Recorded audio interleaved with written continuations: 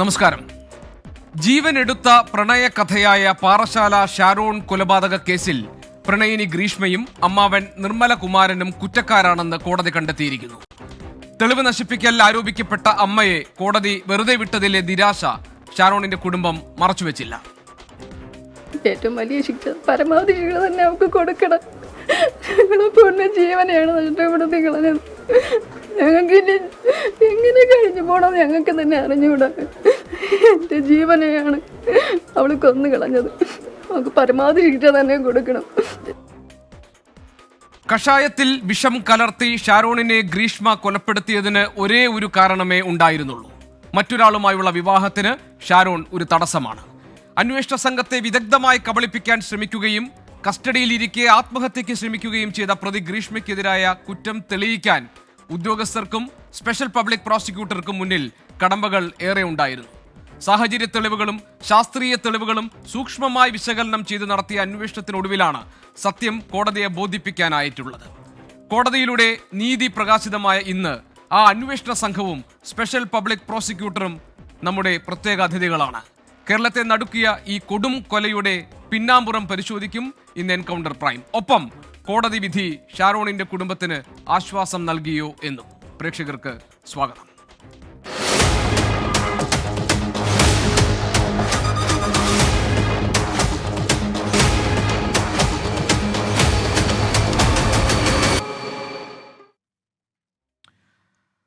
അതിഥികളിലേക്ക് പോകാം.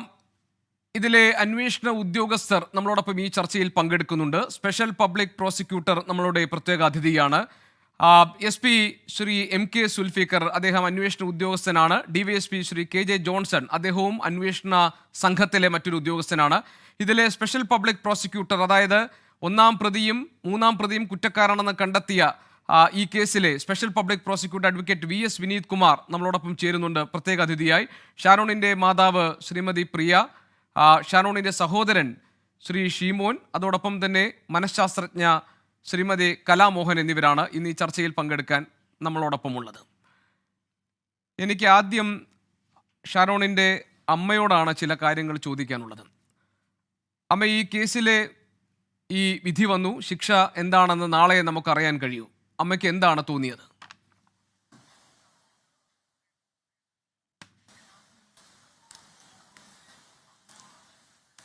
ഈ വിധിയിൽ എനിക്ക് തൃപ്തികരമാണ്. ഈ കോടതി വിധിയിൽ എനിക്ക് തൃപ്തികരമാണ്. അപ്പൊ ഈ കേസിന്റെ അന്വേഷണ സമയത്ത് ഒരുപാട് പ്രശ്നങ്ങൾ ഉണ്ടായിരുന്നു. കാരണം ഇതിപ്പോൾ ഈ വിഷം ഉള്ളിൽ പോയി എന്നൊക്കെ തെളിയിക്കാൻ വലിയ പാടുപെട്ടിരുന്നു. മാത്രമല്ല ഇതിനകത്ത് മറ്റെന്തെങ്കിലും ആരെങ്കിലുമൊക്കെ ഇതിന് പിന്നിൽ പ്രവർത്തിച്ചു എന്നൊക്കെയുള്ള സംശയമുണ്ടായിരുന്നു. അമ്മയ്ക്ക് ഇപ്പോൾ ആ കാര്യങ്ങളിലെ എല്ലാ സംശയങ്ങളും മാറി നീതി കിട്ടി എന്നല്ലേ തോന്നുന്നത്?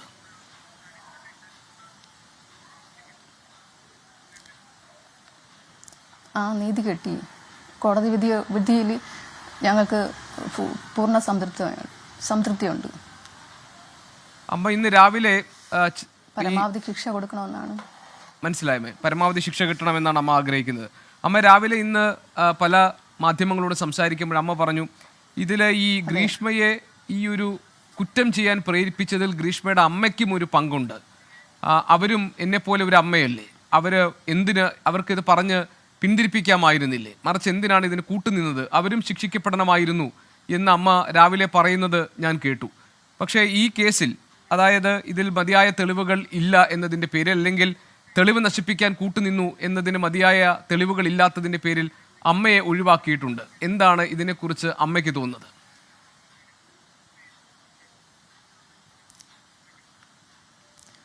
അത് കോടതി വിധി അംഗീകരിക്കുന്നു. അമ്മ പറഞ്ഞോളൂ. കോടതി വിധി അംഗീകരിക്കുന്നു. കോടതി വിധി അംഗീകരിക്കുന്നു. പിന്നെ നാളെ വിധി വരും. അവർക്ക് പരമാവധി ശിക്ഷ കൊടുക്കണമെന്നാണ്. ഈ ഗ്രീഷ്മയുടെ അമ്മ ഇതിൽ ഏതെങ്കിലും തരത്തിൽ ഉണ്ടായിരുന്നു എന്ന് അമ്മ സംശയിക്കുന്നുണ്ടോ?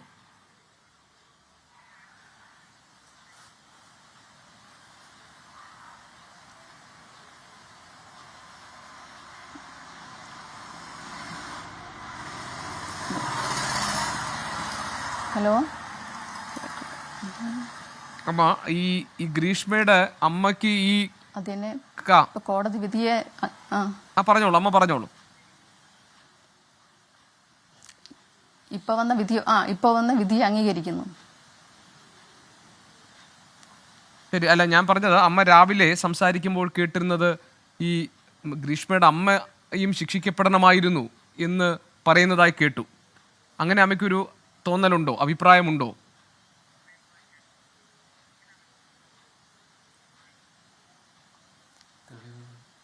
തെളിവുകളുടെ അടിസ്ഥാനത്തിലാണല്ലോ ശിക്ഷ നടപ്പാക്കുന്നത്. അത് അവർക്കൊരു ശിക്ഷ കൊടുക്കണമെന്ന് ആഗ്രഹിച്ചിരുന്നു. ആ സ്ത്രീക്കും ശിക്ഷ കൊടുക്കണമെന്ന് ആഗ്രഹിച്ചിരുന്നു. പിന്നെ കോടതിയുടെ വിധിയല്ലേ അത്, അതിനോട് ഞങ്ങൾ ശരി, ആ കോടതി വിധി അമ്മ പൂർണ്ണമായും അംഗീകരിക്കുന്നു അല്ലേ? കോടതി വിധിയോട് ഞങ്ങൾക്ക് അംഗീകരിക്കുന്നു. അമ്മ ഈ കഴിഞ്ഞ ഈ 1-2 വർഷങ്ങൾ അത് സത്യത്തിൽ ഈ കുടുംബത്തിനെ സംബന്ധിച്ച് നിങ്ങളുടെ ഒരു നീതിക്ക് വേണ്ടിയുള്ള പോരാട്ടത്തിൻ്റെ വർഷങ്ങളായിരുന്നല്ലോ.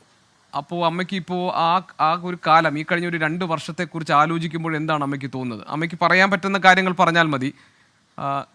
ഞാൻ അതിൽ നിർബന്ധിക്കുകയല്ല. പക്ഷേ അമ്മയ്ക്ക് ഈ കഴിഞ്ഞ അമ്മ രാവിലെ പറയുന്നത് ഞാൻ കേട്ടു, ഇത് എങ്ങനെയാണ് നമുക്ക് മറക്കാൻ കഴിയുക? നമ്മൾ വളരെ ബുദ്ധിമുട്ടിയും പാടുപെട്ടും പ്രയാസപ്പെട്ടുമൊക്കെയാണ് ജീവിതം മുന്നോട്ട് കൊണ്ടുപോകുന്നത് എന്ന് പറഞ്ഞു.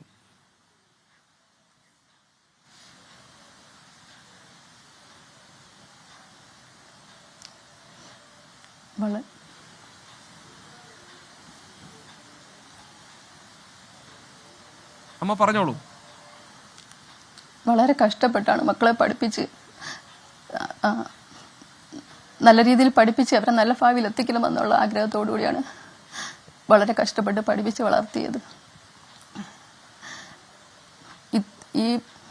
ഈ അവസ്ഥ ഞങ്ങൾക്ക് വരുത്തി തന്നത് അവളാണ്. ഞങ്ങളിപ്പോൾ വളരെ മാനസിക വിഷമത്തിലൂടെയാണ് കടന്നു പോകുന്നത്. അത് എത്രമാത്രം പറഞ്ഞറിയിക്കാൻ പറ്റാത്ത വിധത്തിലുള്ള വേദനയിലൂടെയാണ് കടന്നു പോകുന്നത്. എങ്ങനെ ഇത്രയും ദിവസം കഴിച്ചു കൂടിയെന്ന് ഞങ്ങൾക്ക് അറിഞ്ഞുകൂടാ. അത്രയ്ക്ക് സ്നേഹിച്ച് വളർത്തിയാൻ ഞങ്ങളെ പൊന്നുമോനെ ചതിച്ച് കൊലപ്പെടുത്തി കളഞ്ഞു. ഇനി ഓരോ ദിവസവും ഓരോ നിമിഷവും അവൻ്റെ ഓർമ്മകളാണ്.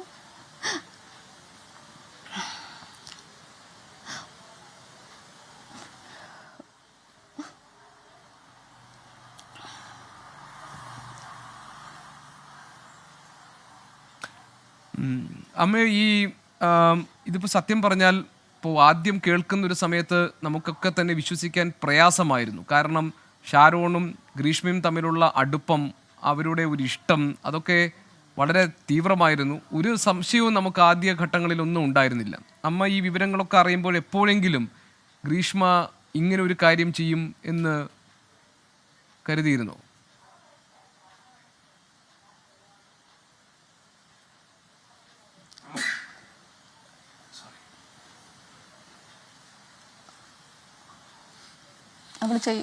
അവൾ ചെയ്യുമെന്ന് ഞങ്ങൾക്ക് അപ്പോഴേ തോന്നി, സംശയമുണ്ടായിരുന്നു. അതെന്താ അമ്മ ആ സമയത്ത് അങ്ങനെ സംശയിക്കാൻ കാരണം?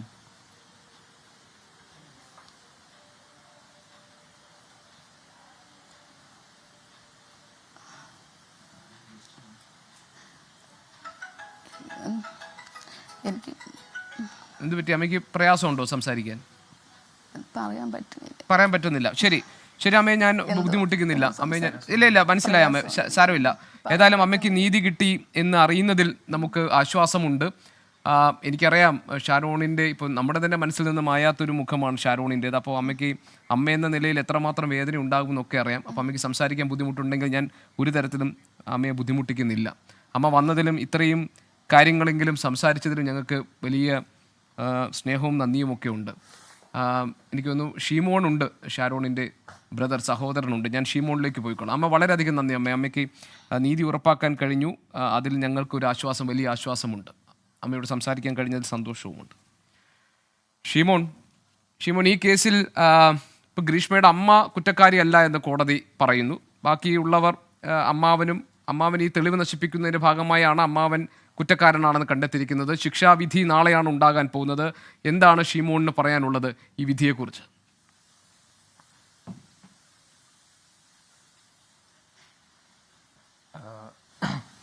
അതെ, അതെ, എന്തായാലും ഞങ്ങൾ പ്രതീക്ഷിച്ച പോലെ തന്നെയാണ് വിധി വന്നത്. ആക്ച്വലി അവൾക്ക് ശിക്ഷ കിട്ടണമെന്ന് തന്നെയായിരുന്നു ഞങ്ങളുടെ ഏറ്റവും വലിയ ആവശ്യം. അപ്പോൾ അതുപോലെ തന്നെ 4 സെക്ഷൻസ് ചുമത്തിയിട്ടാണ് ഇപ്പോൾ വിധി വന്നത്. അതിൽ ഞങ്ങൾ പൂർണ്ണ തൃപ്തരാണ്. അപ്പോൾ കോടതിയിൽ ഞങ്ങൾക്ക് ആദ്യമേ വിശ്വാസം ഉണ്ടായിരുന്നു, അതുപോലെ തന്നെ സംഭവിച്ചു. അതുപോലെ തന്നെ അവൾക്ക് ഞങ്ങൾ പ്രതീക്ഷിച്ചിരുന്ന വകുപ്പുകൾ ചുമത്തിയിട്ട് തന്നെയാണ് വിധി വന്നിട്ടുള്ളത്. ഇപ്പോൾ വന്ന വിധിയിൽ ഞങ്ങൾ പൂർണ്ണ തൃപ്തരാണ്. ആക്ച്വലി ഈ സത്യത്തിൽ ഇതിൽ ഏറ്റവും ഒരു അത്ഭുതവും വിചിത്രവുമായ കാര്യം, ഷാരോൺ ഈ മരണമൊഴി നൽകുന്ന സമയത്ത് പോലും ഇതിനകത്ത് ഈ ഗ്രീഷ്മയെ കുറ്റപ്പെടുത്തി. അതായത് ഗ്രീഷ്മ ഇതിന് പിന്നിൽ, ഗ്രീഷ്മ ചതിച്ചതാണ് എന്ന് പറഞ്ഞിരുന്നില്ല. പക്ഷേ എനിക്ക് തോന്നുന്നത് ഷീമോനോടും അച്ഛനോടുമാണ് ഷാരോൺ പറഞ്ഞത് ഇതിൽ പിന്നെ ഗ്രീഷ്മ തന്നെ ചതിച്ചതാണെന്നല്ലേ? ഷീമോനോടും പറഞ്ഞിരുന്നു എന്നാണ് ഞാൻ മനസ്സിലാക്കുന്നത്, അല്ലേ? അതെ, ആക്ച്വലി അതിനു മുമ്പ് ഞാൻ ഒരു കാര്യം പറയട്ടെ. ഒരു കാര്യം, ഷീമോൻ, ഒരു മിനിറ്റ്. അമ്മയ്ക്ക് അവിടെ ഇരിക്കാൻ ബുദ്ധിമുട്ടെന്ന് ഞാൻ മനസ്സിലാക്കുന്നു. അതുകൊണ്ട് അമ്മയെ അവിടെ നിന്ന് മാറ്റിക്കോളാൻ ഞാൻ പറഞ്ഞിട്ടുണ്ട്. കേട്ടോ ഷീമോൻ, അമ്മയ്ക്ക് ബുദ്ധിമുട്ടുണ്ടെന്ന് മനസ്സിലായി. അമ്മയോട് അവിടെ നിന്ന് മാറി നിൽക്കാൻ ഞാൻ പറഞ്ഞിട്ടുണ്ട്. ഓക്കെ, ശരി ശരി, ഷീമോൻ പറഞ്ഞോളൂ. ഷീമോൻ പറഞ്ഞോളൂ. അതെ, ഇനിഷ്യൽ സ്റ്റേജിലായിരുന്നു മജിസ്ട്രേറ്റ് വന്നിട്ട് മൊഴിയെടുത്തത്. അപ്പോൾ ഇനിഷ്യൽ സ്റ്റേജിലായിരുന്നു മജിസ്ട്രേറ്റ് വന്നിട്ട് മൊഴിയെടുത്തത്. അപ്പോൾ ഷാരോണ് ഒരിക്കലും വിചാരിച്ചിരുന്നില്ല, പ്രതീക്ഷിച്ചിരുന്നില്ല അവൻ എന്തെങ്കിലും ഇങ്ങനെ സംഭവിക്കുമെന്നോ അങ്ങനെ ഒന്നും. അപ്പോൾ അവൻ വേറൊന്നും, അതായത് വിഷം കൊടുത്തു എന്നുള്ള കാര്യം പറഞ്ഞില്ല. അത് കൂടാതെ ബാക്കിയുള്ള എല്ലാ കാര്യങ്ങളും പക്ഷെ പറഞ്ഞിരുന്നു. അതായത് ഗ്രീഷ്മയുടെ വീട്ടിൽ പോയതും അവൾ അവിടെ നിന്ന് കഷായം കൊടുത്തതും കഷായം അവൾ തന്നെ ഗ്ലാസ്സിൽ ഒഴിച്ച് കൊടുത്തു എന്നുള്ള കാര്യങ്ങൾ മൊത്തം മജിസ്ട്രേറ്റിൻ്റെ അടുത്ത് പറഞ്ഞിട്ടുണ്ടായിരുന്നു. കൂടാതെ മരിക്കുന്നതിന് തൊട്ട് മുമ്പിലത്തെ ദിവസം, അല്ല, ഒരു 2 days ബാക്ക് ആയിരുന്നു പപ്പയാണ് അവനെ ക്ലീൻ ചെയ്യാനായിട്ട് ICUവിൽ പോവാറ്. അപ്പോൾ ICUവിൽ വെച്ചിട്ട് ഷാരോണ് പപ്പയെടുത്ത് പറഞ്ഞിട്ടുണ്ടായിരുന്നു, അന്ന് നടന്ന എല്ലാ സംഭവവും പപ്പയെടുത്ത് പറഞ്ഞിട്ടുണ്ടായിരുന്നു. അപ്പോൾ പപ്പ പുറത്തോട്ട് ഇറങ്ങി വന്നപ്പോഴും ഞാൻ അവിടെ ഉണ്ടായിരുന്നു. അങ്ങനെയാണ് പപ്പ എൻ്റെ അടുത്ത് എല്ലാം പറയുന്നത്. അങ്ങനെ ഞങ്ങൾക്കെല്ലാം മനസ്സിലായിരുന്നു. അപ്പോൾ ഷാരോണെല്ലാം അന്ന് നടന്നതെല്ലാം പറഞ്ഞിട്ടുണ്ടായിരുന്നു, ഡീറ്റെയിൽ ആയിട്ട് എല്ലാം പറഞ്ഞിട്ടുണ്ടായിരുന്നു. ശരി ഷിമോൻ, ഇതിനകത്ത് ഇപ്പം ഗ്രീഷ്മ വിഷം കൊടുത്തു എന്നത് തെളിയിക്കാൻ ഒരുപക്ഷെ അന്വേഷണ സംഘത്തിന് വലിയ പ്രയാസപ്പെടേണ്ടി വന്നു. കാരണം അതൊരു കൊറോസീവ് പോയ്സനാണ്. അതുകൊണ്ട് അതിൻ്റെ ട്രേസസ് പോലും കിട്ടാൻ വലിയ പ്രയാസമായിരുന്നു. കാരണം അത്രയ്ക്കധികം കാര്യങ്ങൾ പഠിച്ച് വളരെ ആസൂത്രിതമായിട്ടാണ് ഈ കൃത്യം നിർവഹിച്ചിരിക്കുന്നത്. അപ്പോൾ അന്വേഷണത്തിൻ്റെ ഘട്ടത്തിൽ ഷീമോണിന് ഈ അന്വേഷണ സംഘത്തെ സഹായിക്കാൻ കഴിഞ്ഞിരുന്നോ? എന്തെങ്കിലുമൊക്കെ വിവരങ്ങൾ, പ്രധാനപ്പെട്ട വിവരങ്ങൾ അന്വേഷണ സംഘത്തിന് കൈമാറാൻ ഷീമോന് കഴിഞ്ഞിരുന്നോ?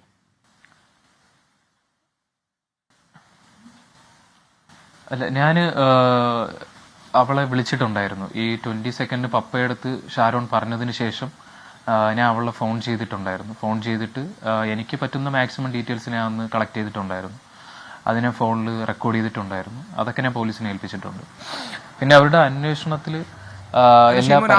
ഗ്രീഷ്മ എന്താണ് പറഞ്ഞിരുന്നത് ഷീമോനോട്?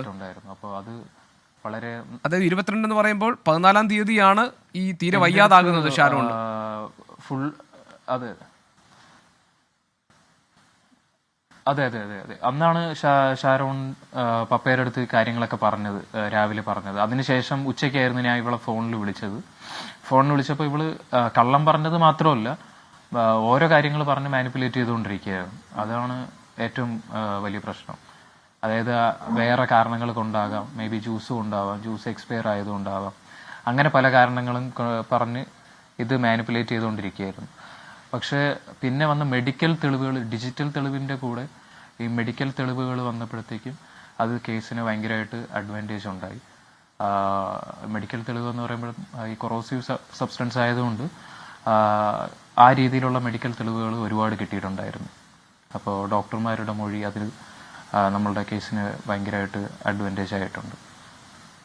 ഈ ഷിമോൻ അന്ന് ഷാരോൺ ഗ്രീഷ്മയുമായി സംസാരിക്കുമ്പോൾ ഗ്രീഷ്മയുടെ ആ സമയത്ത് ഒരു മാനസികാവസ്ഥ എന്തായിരുന്നു? അതായത് ഇപ്പോൾ ഏറ്റവും അടുത്ത ഒരാൾക്കൊരു അപകടം പറ്റി എന്ന നിലയിൽ വലിയ വേദനയോടുകൂടി അല്ലെങ്കിൽ അങ്ങനെ അഭിനയിച്ചുകൊണ്ടാണോ സംസാരിച്ചിരുന്നത്? അതല്ല ഇതിൽ അറ്റൻഷൻ തെറ്റിക്കാൻ വേണ്ടി കുറേ അധികം നുണ പറയാൻ വേണ്ടി ശ്രമിക്കുകയായിരുന്നു ഗ്രീഷ്മ അന്ന് ചെയ്തത്?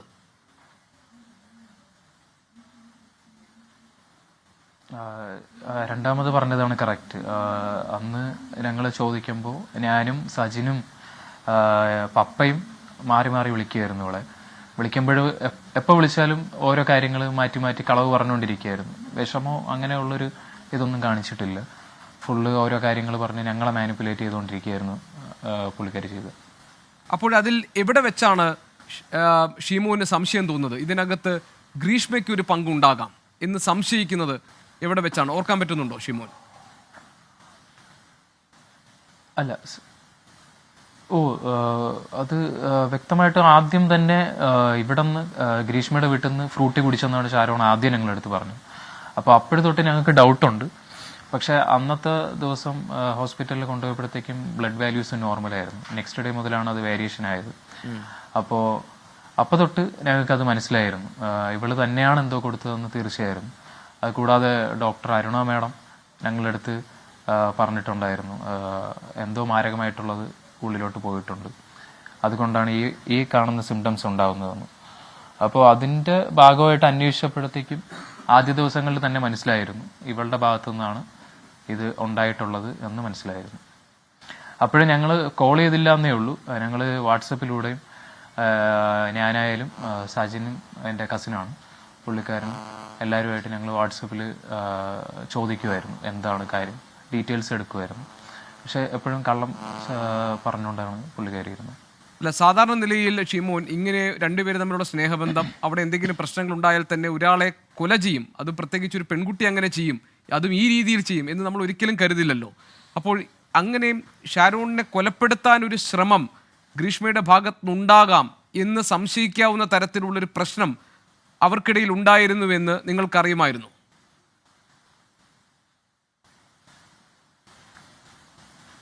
ഇല്ല, മുന്നേ അങ്ങനെ ഒന്നും സംശയമൊന്നും ഇല്ലായിരുന്നു. അവള് ഗ്രീഷ്മ ഷാരോണിനെ അങ്ങനെയായിരുന്നു തെറ്റിദ്ധരിപ്പിച്ച് വച്ചിരുന്നത് എന്നാണ് എനിക്ക് മനസ്സിലായത്. അപ്പോൾ ഞങ്ങൾ ഈ 14-ാം തീയതി തന്നെയാണ് ഈ കാര്യങ്ങളൊക്കെ അറിയുന്നത്. അതിനു മുമ്പ് വേറെ ഈ വക പ്രശ്നമുള്ളതായിട്ട് അറിയത്തില്ല. പിന്നെ ഇവളെ എൻഗേജ്മെന്റ് കഴിഞ്ഞിട്ടൊരു പ്രശ്നം ഉണ്ടായിരുന്നു. ആ സമയത്ത് എന്നെ വിളിച്ചിട്ട് കുറച്ച് നാടകമൊക്കെ ഇവള് അഭിനയിച്ചതാണ്.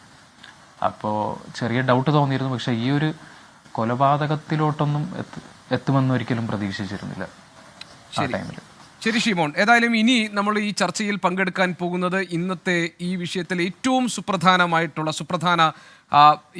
ഏറ്റവും പ്രധാനപ്പെട്ട അതിഥികളാണ്. ഞാൻ അവരെ പരിചയപ്പെടുത്തുകയാണ്. അഡ്വക്കേറ്റ് VS വിനീത് കുമാർ, അദ്ദേഹം സ്പെഷ്യൽ പബ്ലിക് പ്രോസിക്യൂട്ടറാണ്. നമുക്കറിയാം വളരെ പ്രധാനപ്പെട്ട കേസുകൾ, അതായത് വർക്കല സലീം കൊലപാതക കേസ്, ഹരിഹരവർമ്മ കൊലപാതക കേസ്, ആറ്റിങ്ങൽ ഇരട്ട കൊലപാതക കേസ്, കോളിയൂർ മരിയദാസൻ കൊലപാതക കേസ്, അങ്ങനെയുള്ള വളരെ സെൻസേഷണൽ ആയിട്ടുള്ള കേസുകളിൽ അത് കേരള സർക്കാരിൻ്റെ സ്പെഷ്യൽ പബ്ലിക് പ്രോസിക്യൂട്ടർ ആയിരുന്ന ആളാണ് അദ്ദേഹം. ആ കേസുകൾ തുടർച്ചയായി പ്രതികൾക്ക് ശിക്ഷ വാങ്ങിക്കൊടുത്ത ആളാണ് അഡ്വക്കേറ്റ് VS വിനീത് കുമാർ. അതോടൊപ്പം തന്നെ ഇതിൽ ഏറ്റവും മികച്ച രീതിയിൽ അന്വേഷണം പൂർത്തിയാക്കി പ്രതികളെ കണ്ടെത്തി കോടതിയിലേക്ക് മുഴുവൻ വിവരങ്ങളും കോടതിയെ ബോധിപ്പിക്കാൻ കഴിഞ്ഞിട്ടുള്ള അന്വേഷണ ഉദ്യോഗസ്ഥർ SP ശ്രീ MK സുൽഫീക്കർ, അതോടൊപ്പം തന്നെ DYSP ശ്രീ KJ ജോൺസൺ, ഏറ്റവും സുപ്രധാന അതിഥികളാണ് അവർ നമ്മളോടൊപ്പം ഈ ചർച്ചയിൽ പങ്കുചേരുകയാണ്. അഡ്വക്കേറ്റ് VS വിനീത് കുമാർ, പല സുപ്രധാനമായ കേസുകളും തെളിയിക്കാനും അതിൻ്റെ തെളിവുകൾ കോടതിയെ ബോധ്യപ്പെടുത്താനും കഴിഞ്ഞിട്ടുള്ള അഭിഭാഷകനാണ് താങ്കൾ.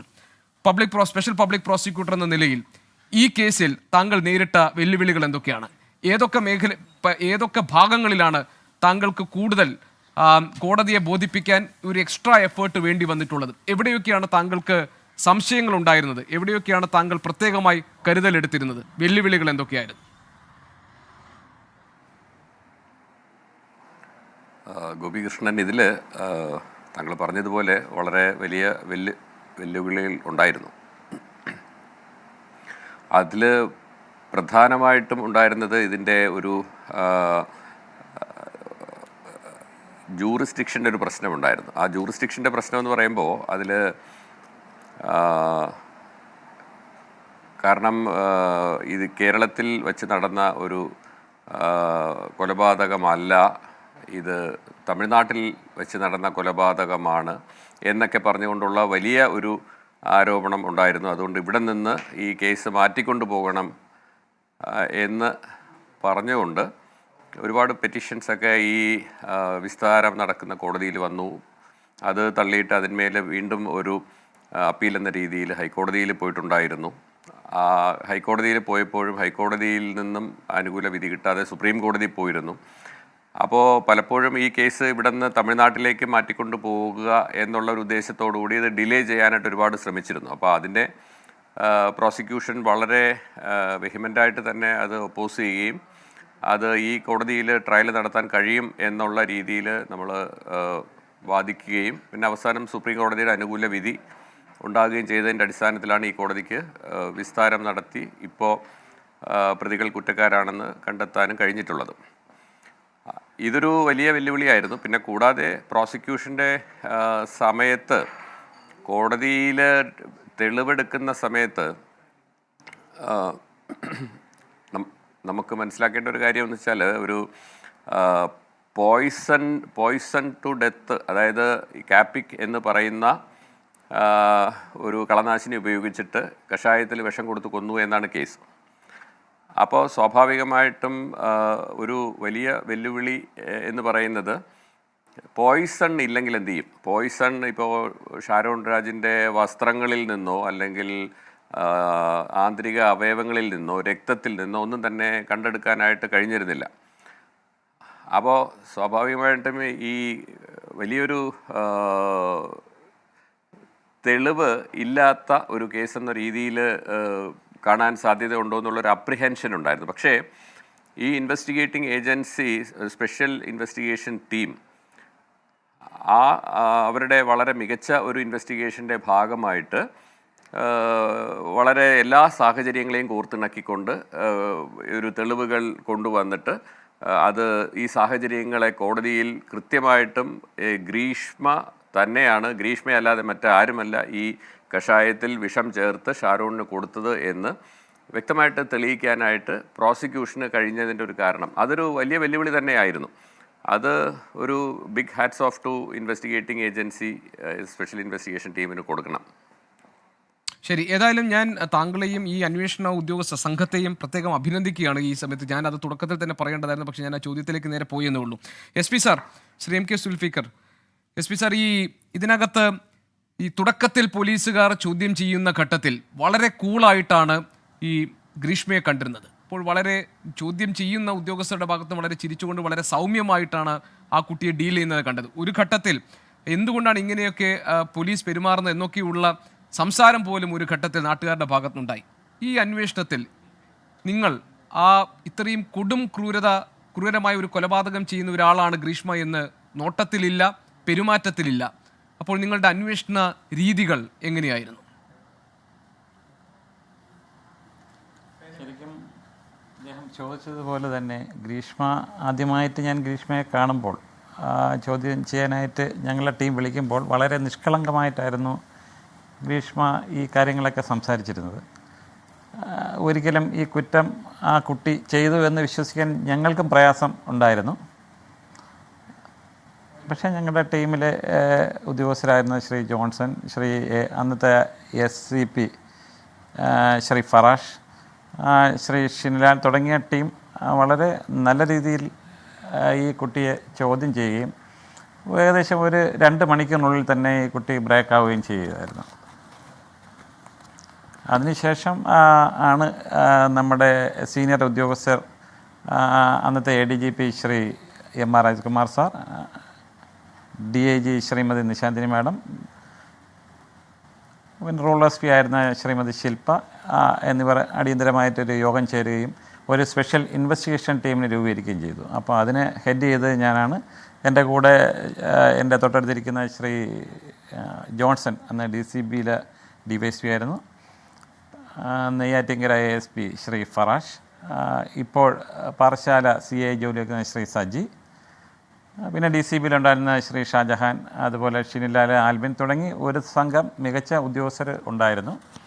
വളരെ ശ്രമകരമായ ഒരു അന്വേഷണമായിരുന്നു. കാരണം നമ്മുടെ ബഹുമാനപ്പെട്ട special public prosecutor Shri Vineeth sir പറഞ്ഞതുപോലെ തന്നെ ഈ മരണപ്പെട്ട ഷാരോൺ രാജിൻ്റെ ശരീരത്തിൽ നിന്ന് ഞങ്ങൾക്ക് കാപ്പിക്കുവിൻ്റെ അംശമൊന്നും ആ സമയത്ത് കളക്ട് ചെയ്യാൻ പറ്റിയില്ല. കാരണം 3 ഡയാലിസിസ് ആൾറെഡി കഴിഞ്ഞു. അപ്പോൾ ആ ഒരു കണ്ടീഷനിൽ നിന്ന് പിന്നെ നമ്മുടെ അന്വേഷണത്തിൽ നിന്ന് ശാസ്ത്രീയമായിട്ടുള്ള തെളിവുകൾ ധാരാളമായിട്ട് കളക്ട് ചെയ്യാൻ പറ്റി. സാർ ഇപ്പോൾ താങ്കൾ പറഞ്ഞല്ലോ ഒരു 2 മണിക്കൂർ ചോദ്യം ചെയ്യൽ കഴിഞ്ഞപ്പോൾ തന്നെ നല്ല രീതിയിൽ ഈ വളരെ കൂളായിരുന്ന ഇതിലെ ഒന്നാം പ്രതി ഗ്രീഷ്മ ബ്രേക്കായി എന്ന് താങ്കൾ പറഞ്ഞല്ലോ. അത് ഏത് ഘട്ടത്തിലാണെന്ന് താങ്കൾക്ക് പറയാൻ കഴിയുമോ? അതിനുശേഷം ഗ്രീഷ്മയുടെ പെരുമാറ്റ രീതികളിൽ വന്നിരുന്ന മാറ്റങ്ങൾ എന്താണ്? എവിടെ വെച്ചാണ് ഈ കൊലപാതകം താനാണ് ചെയ്തതെന്നും അതിൻ്റെ മോഡസ് ഓപ്പറാൻഡി ഇതേപോലെ കാര്യങ്ങളൊക്കെ ഗൂഗിളിൽ സെർച്ച് ചെയ്ത് ഓരോ വിശദാംശങ്ങളും പഠിച്ച് വളരെ കൃത്യതയോടുകൂടി സൂക്ഷ്മതയോടുകൂടി ആസൂത്രിതമായി ഒരു കൊലപാതകം നടപ്പാക്കി ഈ വിവരങ്ങളൊക്കെ ഏത് ഘട്ടത്തിലാണ് ഗ്രീഷ്മ പോലീസിനോട് സമ്മതിക്കുന്നത്? ഗ്രീഷ്മയെ നമ്മൾ ചോദ്യം ചെയ്യാൻ തുടങ്ങുന്ന ഏകദേശം ഒരു 9 മണി, രാവിലെ പകൽ 9 മണിയാണ്. ഒരു 9:30-10 മണിയോടുകൂടി ഈ ഗ്രീഷ്മയുടെ ഫോൺ കോളുകളും അതുപോലെ മൊബൈലും ഒക്കെ കേന്ദ്രീകരിച്ചുള്ള ചോദ്യങ്ങൾ തുടങ്ങി.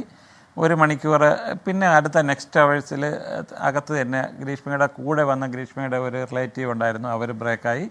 തൊട്ട് പിന്നാലെ ഗ്രീഷ്മയും നമ്മുടെ അടുത്ത് ബ്രേക്കായി. അതിനുശേഷം കാര്യങ്ങളെല്ലാം പറഞ്ഞു. പിന്നീട് നമ്മുടെ അന്വേഷണ സംഘവുമായിട്ട് എല്ലാ കാര്യങ്ങളിലും സഹകരിച്ച് തന്നെയാണ് മുന്നോട്ട് പോയത്. അപ്പോൾ അത് കൂടുതൽ ഇൻവെസ്റ്റിഗേഷന് കൂടുതൽ എവിഡൻസ് കിട്ടാൻ അത് സഹായകരമായി. ഞാൻ ഒന്ന് ക്ഷമിക്കണം, ഞാൻ ഒന്ന് ജോൺസൺ സാറിലേക്ക് വിടാം. ശ്രീ കെ ജെ ജോൺസൺ, ഇതിനകത്ത് ഈ ഫോറൻസിക് ശാസ്ത്രീയ തെളിവുകൾ അതോടൊപ്പം തന്നെ ഈ പിന്നെ മറ്റ് സൈബർ തെളിവുകൾ ഇതൊക്കെ ഈ കേസിൽ വളരെ നിർണായകമായിരുന്നല്ലോ. ഈ ചോദ്യം ചെയ്യലിന് ശേഷം, അതായത് ഗ്രീഷ്മ ഈ കൊലപാതകം താനാണ് ചെയ്തതെന്ന് പറയുമ്പോൾ അതിൻ്റെ സഹായികളായി ആരൊക്കെ ഉണ്ടായിരുന്നു, എന്തിനു വേണ്ടി ഇത് ചെയ്തു എന്നൊക്കെ യാതൊരു വികാര വിക്ഷുബ്ധതയും ഇല്ലാതെയാണോ പോലീസിനോട് സമ്മതിച്ചത്? അതോ അവർ പാനിക്കാവുകയും അവർ കുറച്ച് നിയന്ത്രണം വിട്ട് പെരുമാറുകയും അതിവൈകാരികമായി പെരുമാറുകയും ഒക്കെ ചെയ്തിരുന്നു അന്വേഷണ ഘട്ടത്തിൽ?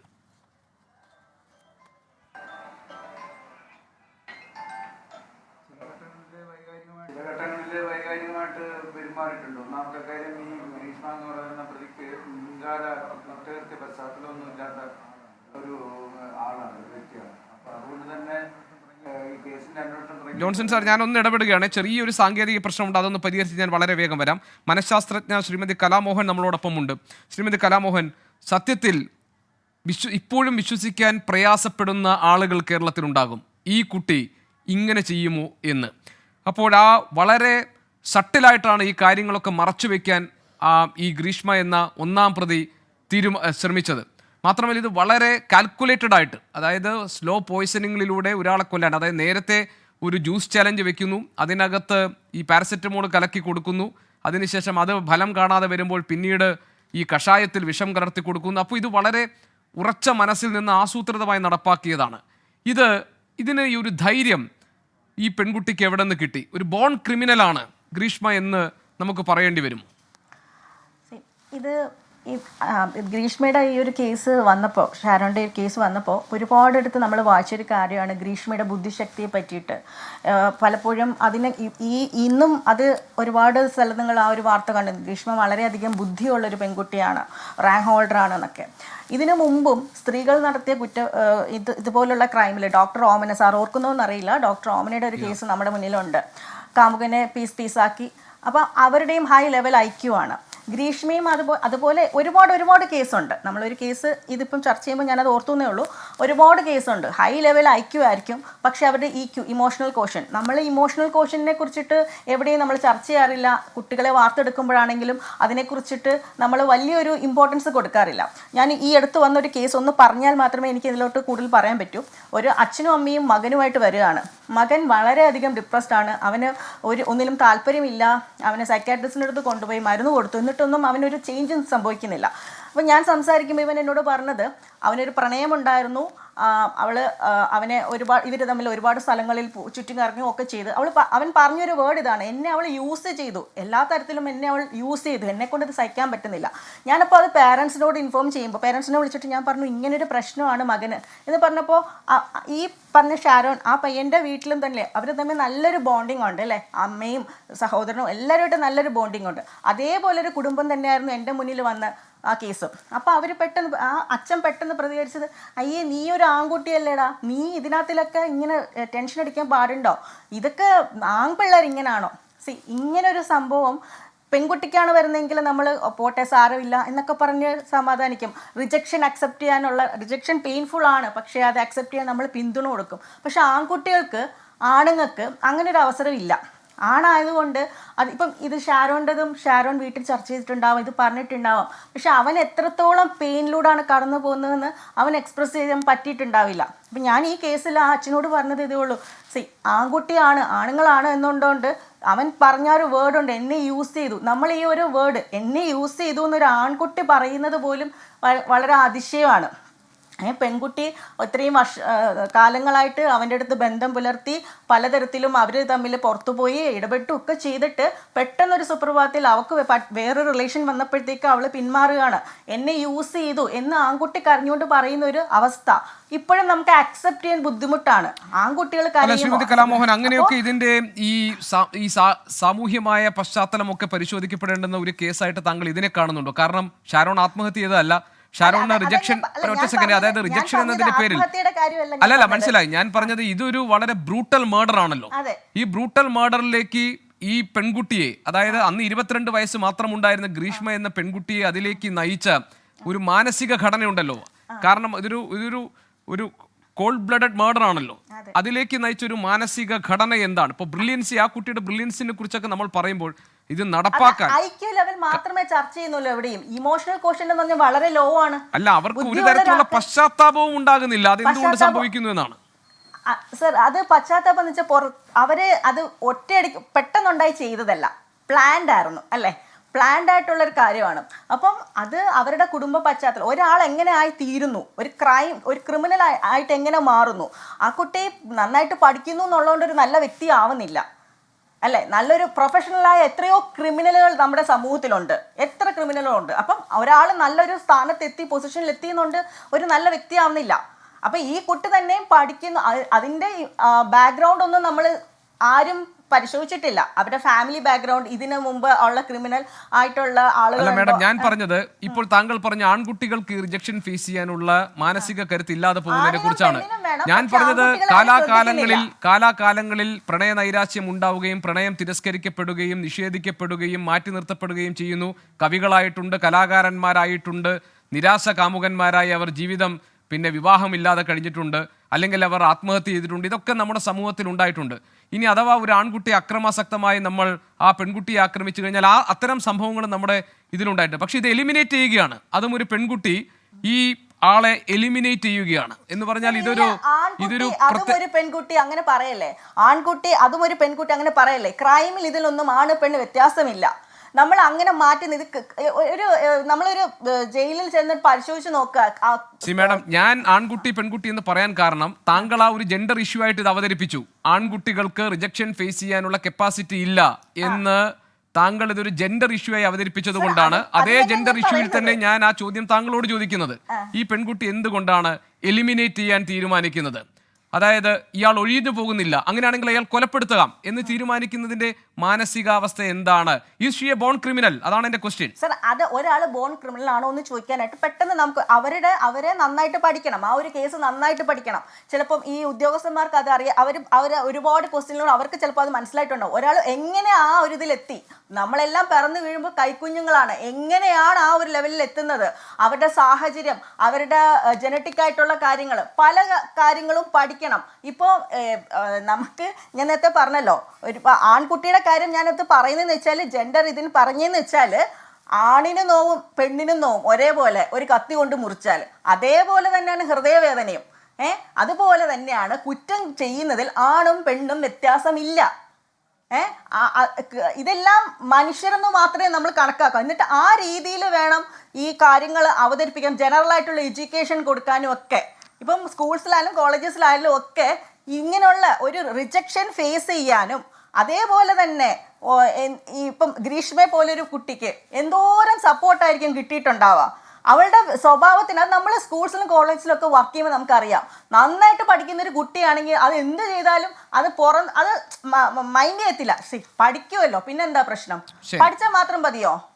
സമൂഹത്തിൽ പഠിച്ചാൽ മാത്രം മതി. ശരി മാഡം, ഞാൻ മാഡത്തിലേക്ക് വരാം ഒരൊറ്റ നിമിഷം. ജോൺസൺ സാറിനോട് ഞാൻ സംസാരിക്കരുത്, സാർ ക്ഷമിക്കണം, നേരത്തെ സാങ്കേതിക പ്രശ്നം ഉണ്ടായി. കെ ജെ ജോൺസൺ, ഈ താങ്കൾ ഈ അന്വേഷണം ചോദ്യം ചെയ്യലിന്റെ ഘട്ടത്തിൽ ചില സമയങ്ങളിൽ വൈകാരികമായി ആ കുട്ടി പ്രതികരിച്ചിട്ടുണ്ടെന്ന ഭാഗമാണ് പറഞ്ഞു നിർത്തിയത്.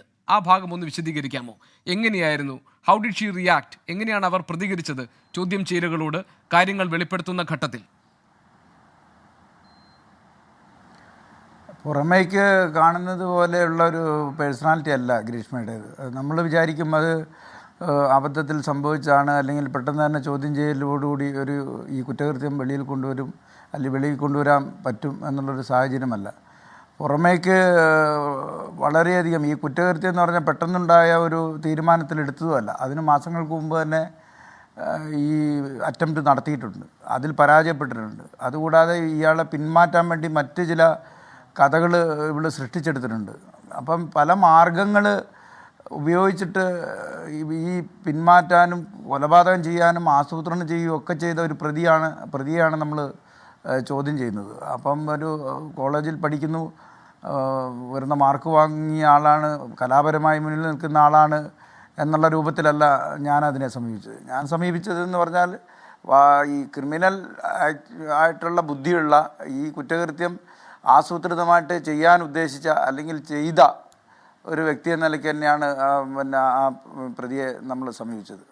എല്ലാ പ്രതികളെയും ചോദ്യം ചെയ്യുന്ന രീതികളും അവരെ കൈകാര്യം ചെയ്യുന്ന രീതിയും തമ്മിൽ വളരെയധികം വ്യത്യാസങ്ങളുണ്ട് ഓരോരുത്തർക്കും. അപ്പോൾ അതുകൊണ്ട് തന്നെ ഗ്രീഷ്മേനെ പ്രത്യേക രീതിയിലാണ് നമ്മൾ പരിഗണിച്ചതും ചോദ്യം ചെയ്തതും. ആദ്യം തന്നെ എന്ന് പറഞ്ഞിട്ടുണ്ടെങ്കിൽ ഈ പറഞ്ഞ ചില സംഭവങ്ങളിൽ ചില ഇൻസിഡൻസ് ഇതെല്ലാമുള്ള വൈരുദ്ധ്യം കുറഞ്ഞ സമയം കൊണ്ട് നമ്മൾ ആദ്യം ഇവർ പറഞ്ഞ ചില മൊഴികൾ പരിശോധിച്ചപ്പോൾ തന്നെ അതിൽ നിന്നുള്ള വൈരുദ്ധ്യം നമുക്ക് മനസ്സിലായി. അതുകൊണ്ട് തന്നെ ആ സംശയം പെട്ടെന്ന് തന്നെ നീളുകയും മറ്റു രീതിയിലുള്ള ചോദ്യം ചെയ്യലും ഈ പറയുന്ന വൈരുദ്ധ്യം വീണ്ടും ആവർത്തിക്കുകയും ചെയ്ത സമയത്ത് കൂടുതൽ ഈ കുറ്റകൃത്യത്തിലേക്ക് നീളുന്ന ചില വഴികൾ നമുക്ക് തുറന്നു കിട്ടുകയാണ് ചെയ്തത്.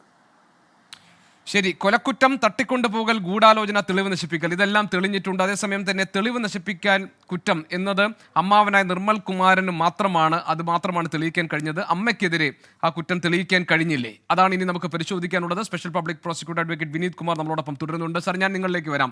Special public prosecutor advocate Vineeth Kumar സാറിലേക്ക്. സാർ, ഇതിനകത്ത് ഈ ഗ്രീഷ്മ ഒറ്റയ്ക്ക് ഇത് ചെയ്തു, ആസൂത്രണം ചെയ്ത് നടപ്പാക്കി എന്നതാണോ താങ്കൾക്ക് തെളിയിക്കാൻ കഴിഞ്ഞത്? കാരണം കൊലക്കുറ്റം, തട്ടിക്കൊണ്ടുപോകൽ, ഗൂഢാലോചന, തെളിവ് നശിപ്പിക്കൽ, ഇതെല്ലാം കോടതിയിൽ തെളിഞ്ഞിട്ടുണ്ട്.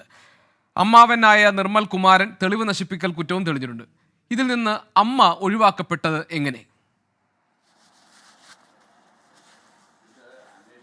ഇതിൽ അന്വേഷണം നടക്കുന്ന വേളയിൽ തന്നെ ഒരു കാര്യം ഇൻവെസ്റ്റിഗേഷൻ ടീം വളരെ ഡീപ്പായിട്ട് പോയി അന്വേഷിച്ചൊരു കാര്യം, ഇതിനകത്ത് ഗ്രീഷ്മ ഒറ്റയ്ക്കാണോ ഈ കുറ്റകൃത്യം ചെയ്തത്, അതോ മറ്റാരെങ്കിലും ഇതിനകത്തുണ്ടോ എന്നുള്ളൊരു കാര്യത്തിലും ഈ സ്പെഷ്യൽ ഇൻവെസ്റ്റിഗേഷൻ ടീം നടത്തിയതായിട്ട് അതിനകത്ത് കേസ് ഡയറി കൊണ്ട് വളരെ ക്ലിയറായിട്ട് എനിക്ക് ബോധ്യപ്പെട്ടൊരു കാര്യമാണ്. അതായത് ഈ ദിവസം, അതായത് 14/10/2022 ഗ്രീഷ്മ ഷാരോണിനെ ഗ്രീഷ്മയുടെ വീട്ടിലേക്ക് വിളിച്ചു വരുത്തി വിഷം കൊടുക്കാനായിട്ട് എല്ലാ പദ്ധതികളും ആസൂത്രണം ചെയ്ത് നടപ്പാക്കാനായിട്ട് പ്ലാൻ ചെയ്തിരിക്കുമ്പോൾ ഏകദേശം അന്ന് 10:15 മണിയോടെ ഗ്രീഷ്മയുടെ വീട്ടിലേക്ക് ഈ രണ്ടാം സാക്ഷി റെജിനുമായിട്ട് ഗ്രീഷ്മയുടെ വീട്ടിലേക്ക് പോകുന്ന സമയം എതിരെ വാഹനത്തിൽ ഈ രണ്ടാം പ്രതിയും മൂന്നാം പ്രതിയും സ്കൂട്ടറിൽ അവരെ കടന്നു പോകുന്നുണ്ട്.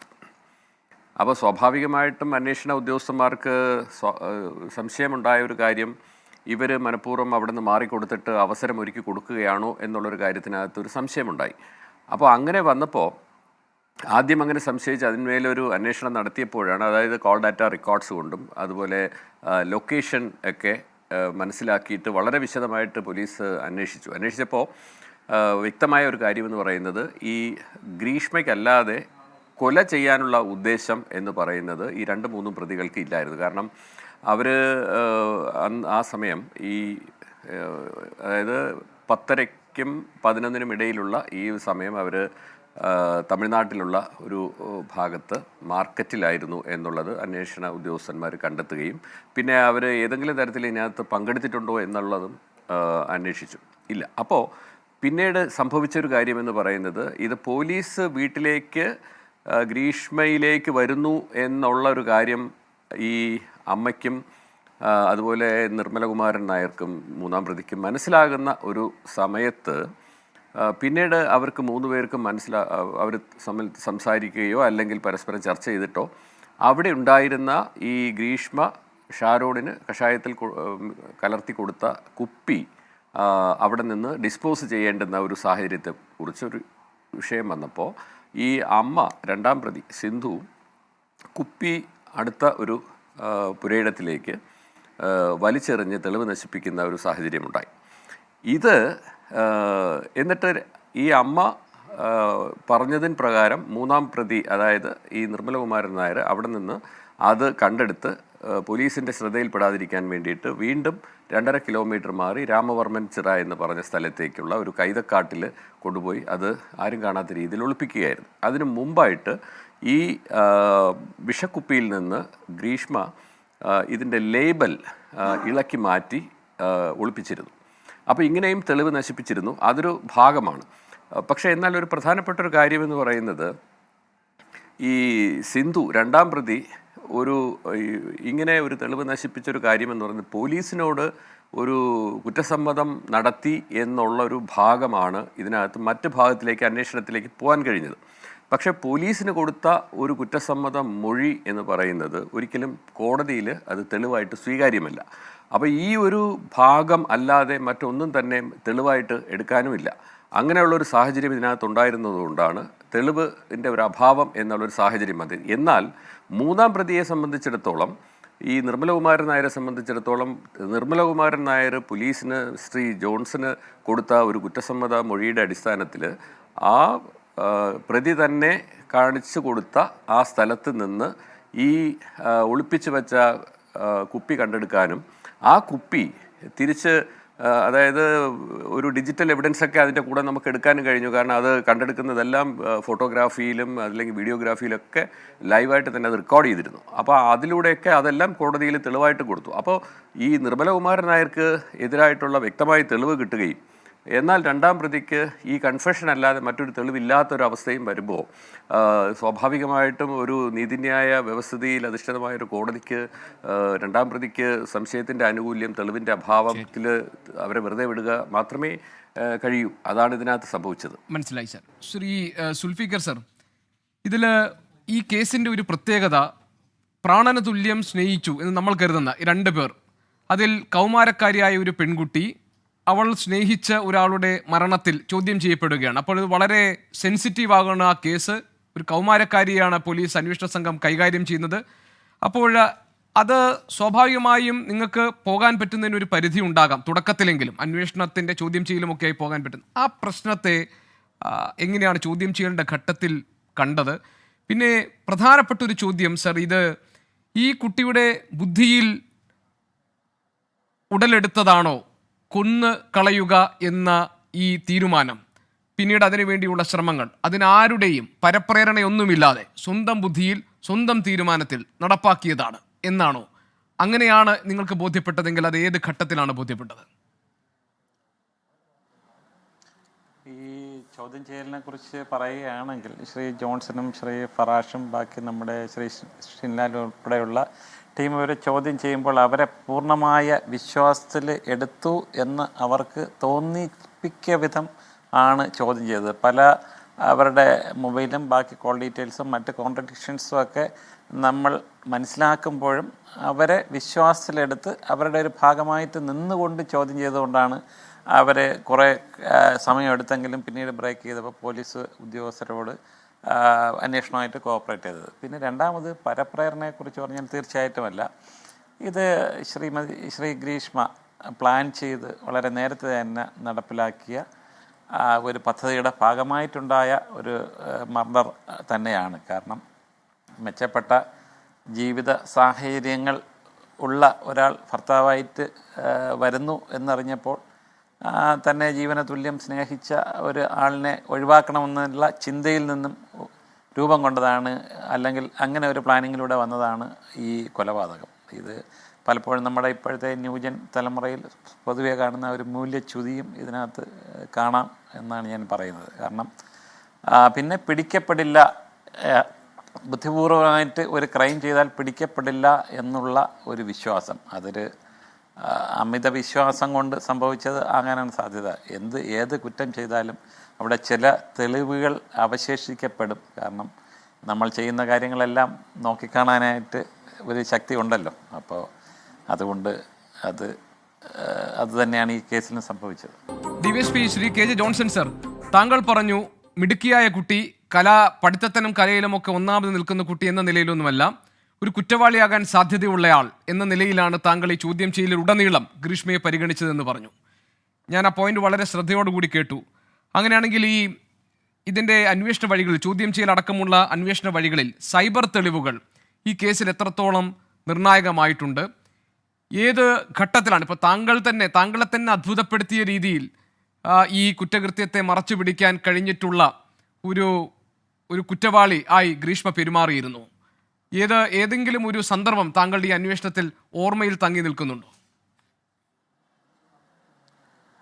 ഓർമ്മയിൽ തങ്ങി നിൽക്കുന്നതെന്ന് പറഞ്ഞു കഴിഞ്ഞിട്ടുണ്ടെങ്കിൽ, ഈ കഷായത്തിൽ കളനാശിനി കലക്കി കൊടുത്തതിന് ശേഷം, അല്ലെങ്കിൽ ചോദ്യം ചെയ്യലിൻ്റെ സമയത്ത് ഗ്രീഷ്മ പറഞ്ഞൊരു കാര്യം എന്ന് പറഞ്ഞിട്ടുണ്ടെങ്കിൽ, ഈ ജ്യൂസ് ഷാരോണിന് കൊടുത്തു. അത് കഴിഞ്ഞിട്ട് അമ്മാവനും അമ്മയും കൂടി പോയിട്ട് കളിയിക്കാവിളയിൽ നിന്ന് തിരിച്ചു വരുന്ന വഴിക്ക് അവരെ കൊണ്ടുവന്ന് വിട്ട ഓട്ടോറിക്ഷ ഓടിച്ചിരുന്ന ഡ്രൈവർക്ക് ഈ ജ്യൂസ് തന്നെ കൊടുത്തു. അപ്പോൾ അയാളും അത് കഴിഞ്ഞിട്ട് ഇതുപോലെ ദേഹാസ്വസ്ഥയും മറ്റും ഉണ്ട് എന്ന് പറഞ്ഞിരുന്നു. അതുകൊണ്ട് ഇത് ഫുഡ് പോയ്സൺ ആണ് എന്നാണ് ഈ ഷാരോണിൻ്റെ ചേട്ടനോട് ഇതിനു പറഞ്ഞൊരു സ്റ്റേറ്റ്മെൻറ്റ് എൻ്റെ ശ്രദ്ധയിൽപ്പെട്ടു.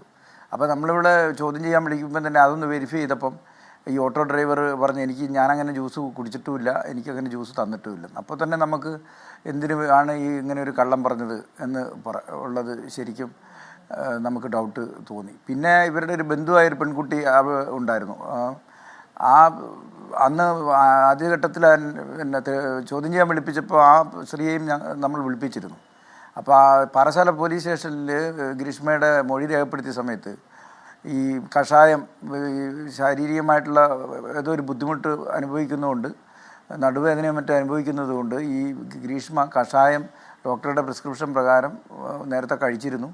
അത് തീർന്നപ്പോൾ ഈ ബന്ധുവായ യുവതിയാണ് വാങ്ങിക്കൊടുത്തത് എന്ന് ആണ് അവിടെ പറഞ്ഞിരുന്നത്. അപ്പോൾ നമ്മളത് വെരിഫൈ ചെയ്തപ്പം അവരങ്ങനെ ഒരു ഇത് കൊടുത്തിട്ടില്ല. പിന്നീട് ഈ ഷാരോണിൻ്റെ ചേട്ടൻ, അതിലൊരു പ്രധാന കാര്യം എന്ന് പറഞ്ഞാൽ ഷാരോണിൻ്റെ ചേട്ടന് ഷിമോന് ഒരു ആയുർവേദ ഡോക്ടറാണ്. അപ്പോൾ ഈ ആസ്പത്രിയിൽ ഈ പയ്യൻ അത്യാസന്നയിൽ കിടക്കുമ്പോൾ ഈ ഡോക്ടർമാർക്ക് ഡൗട്ട് ക്ലിയർ ചെയ്യാൻ വേണ്ടിയിട്ട് എന്താണ് അവിടെ നിന്ന് കുടിച്ചത്, അല്ലെങ്കിൽ എന്താണെന്ന് കഷായം കൊടുത്തു, കഷായ ചലഞ്ച് നടത്തിയെന്ന് പറഞ്ഞപ്പോൾ ഏത് തരത്തിലുള്ള കഷായം, പ്രത്യേകിച്ച് പ്രൊഫഷണലി ആയുള്ളൊരു ആയുർവേദ ഡോക്ടറാണ്. അപ്പോൾ അതുകൊണ്ട് ഏത് കഷായം ആണ് എന്ന് പറഞ്ഞു കഴിയുമ്പോൾ അത് കൃത്യമായിട്ട് അയാൾക്ക് മനസ്സിലാക്കാൻ കഴിയും, മറ്റൊരു ഡോക്ടർമാരോട് പറയാനും കഴിയും. അപ്പോൾ അതിനു വേണ്ടിയിട്ട് അയാൾ ശ്രമിച്ചപ്പം ഈ കഷായത്തിൻ്റെ പേരുകൾ മാറ്റി, ആദ്യം കോകിലാക്ഷം എന്ന് പറയുന്നൊരു കഷായം പറഞ്ഞു, പിന്നെ മറ്റൊരു കഷായം പറഞ്ഞു. അപ്പോൾ അയാൾ പറഞ്ഞു എന്നാൽ കൃത്യമായിട്ട് ഓർക്കുന്നില്ലെങ്കിൽ കൊടുത്ത കഷായത്തിൻ്റെ ആ ബോട്ടിൽ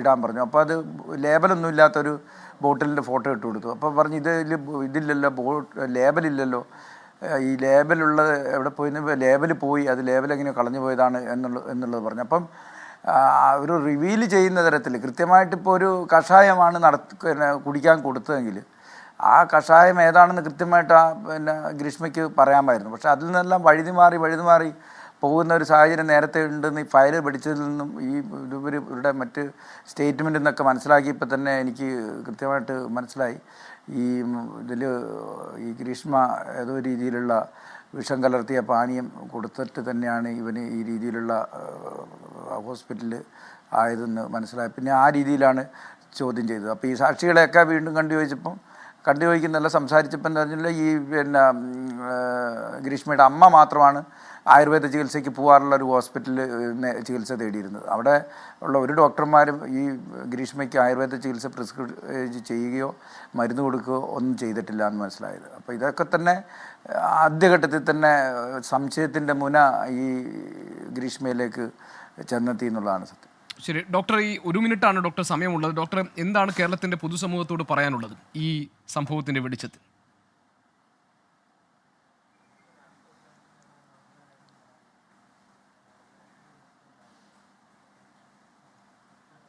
ശ്രീമതി കലാമോഹൻ. എന്താണ് എന്താണ് പൊതുസമൂഹത്തിനോട് പറയാനുള്ളത് ഈ സംഭവത്തിന്റെ വെളിച്ചത്തിൽ? ഇപ്പം സാറ് പറഞ്ഞല്ലോ, അന്വേഷണ ഉദ്യോഗസ്ഥൻ പറഞ്ഞതുപോലെ തന്നെ ചോദ്യം ചെയ്തപ്പോൾ അദ്ദേഹം എന്താണ് ഗ്രീഷ്മയുടെ മറ്റു കാര്യങ്ങൾ ബുദ്ധിശക്തിയെ പറ്റിയിട്ട് ഒന്നും ചിന്തിക്കാതെ നേരിട്ട് ഗ്രീഷ്മ ആ ഒരു ക്രൈമിലോട്ട് ഫോക്കസ് ചെയ്ത് ചോദ്യം ചെയ്തു എന്ന് പറഞ്ഞു. ആ ഒരു പോയിന്റ് തന്നെയാണ് ഇതിനകത്തിൽ. ആ കുട്ടി അതിബുദ്ധിയുള്ളൊരു കുട്ടിയാണ്, അതേപോലെ തന്നെ ക്രിമിനലായിട്ടുള്ളൊരു ബുദ്ധിയുണ്ട്. പ്രായോഗിക ബുദ്ധി എന്ന് പറയുന്നൊരു സംഭവം അവിടെ ഇല്ല. ഞാൻ ഒരുപാട് സ്കൂൾസിലും കോളേജസിലും കൗൺസിലിംഗ് സെല്ലിൽ വർക്ക് ചെയ്തിട്ടുള്ളത്. അപ്പോൾ അതുകൊണ്ട് തന്നെയാണ് ഞാൻ പറയുന്നത്, ഏത് കോളേജിലും സ്കൂൾസിലും ഇതേ പ്രോബ്ലം ഞാൻ കാണാറുണ്ട്. നന്നായിട്ട് പഠിക്കുന്നൊരു കുട്ടിയാണെങ്കിൽ അവൻ അല്ലെങ്കിൽ അവൾ ചെയ്യുന്ന എല്ലാ കുറ്റങ്ങളും അവിടെ മറക്കപ്പെടും. നന്നായിട്ട് പഠിക്കുന്നൊരു കുട്ടിയാണ്, ചുമ്മാ ഇതിനകത്തിൽ കുരുക്കിയിട്ട് നമുക്ക് നല്ലൊരു റിസൾട്ട് വേണ്ടേ, അവിടെ അത് തരും. അതേസമയം ഇത്തിരി പഠിത്തത്തിൽ ഉഴപ്പാണെങ്കിൽ ആ കുട്ടികളുടെ അടുത്ത് പെരുമാറുന്ന ഒരു രീതിയുണ്ട്. ഇത് കുടുംബത്തിനുള്ളിലും ഉണ്ട്. അപ്പം ഈ നന്നായിട്ട് പഠിക്കുന്ന ഒരു കുട്ടി എന്നതുകൊണ്ട് പഠിത്തത്തിലെ റിസൾട്ട് നന്നായിട്ട് വരാനായിട്ട് അവർ ചെയ്യുന്ന കാര്യങ്ങളെല്ലാം മറച്ചു വെക്കരുത്. ആ ഇമോഷണൽ ക്വസ്റ്റ്യൻ ഇവിടെ അതാണ് സംഭവിച്ചത്. ഗ്രീഷ്മ ചിലപ്പോൾ കുട്ടിക്കാലത്തെ പല പല പ്രശ്നങ്ങൾ കാണിച്ചിട്ടുണ്ടാവാം, അറിയത്തില്ല. നമ്മൾ ഈ ഒരു കേസിലെടുക്കണം, ശരിക്കും ഇത് നന്നായിട്ട് പഠിക്കണം. ഇതുപോലെ ഓരോ കേസുകളും നടന്നിട്ടില്ലേ? ഞാൻ പറഞ്ഞല്ലോ, തുടക്കത്തിൽ പറഞ്ഞ ഡോക്ടർ ഓമന ഒത്തിരി വർഷം മുമ്പ്. ഡോക്ടർ പറഞ്ഞത് ശരിയാണ്. ഏതായാലും കേരളത്തിന്റെ മനസാക്ഷിയെ നടുക്കിയ സംഭവത്തിൽ നീതിയുടെ വെളിച്ചം കാണാൻ കഴിഞ്ഞിരിക്കുന്നു ഷാരോണിന്റെ രക്ഷിതാക്കൾക്ക്. ഷിമോൺ സഹോദരൻ ഇപ്പോൾ ഈ ചർച്ചയിൽ നമ്മളോടൊപ്പം ഉണ്ടായിരുന്നു. ഷാരോണിന്റെ കുടുംബത്തിന് നീതി കിട്ടി എന്ന് നമുക്ക് ആശ്വസിക്കാം. ഇതുപോലെയുള്ള സംഭവങ്ങൾ ആവർത്തിക്കാതിരിക്കട്ടെ എന്ന് നമുക്ക് പ്രതീക്ഷ അർപ്പിക്കാം. ഏതായാലും ഈ അന്വേഷണ സംഘത്തിനും ഇത് കോടതിയിൽ കൃത്യമായി ബോധ്യപ്പെടുത്തി പ്രതികളെ കണ്ടെത്താൻ സഹായിച്ച അന്വേഷണ സംഘത്തിനും സ്പെഷ്യൽ പബ്ലിക് പ്രോസിക്യൂട്ടറും പ്രത്യേകം അഭിനന്ദനം അറിയിക്കുന്നു. അത് നൽകിക്കൊണ്ട് ഈ ചർച്ച ഇവിടെ പൂർത്തിയാക്കുന്നു. എൻകൗണ്ടർ പ്രൈം ഇവിടെ പൂർത്തിയാകുന്നു.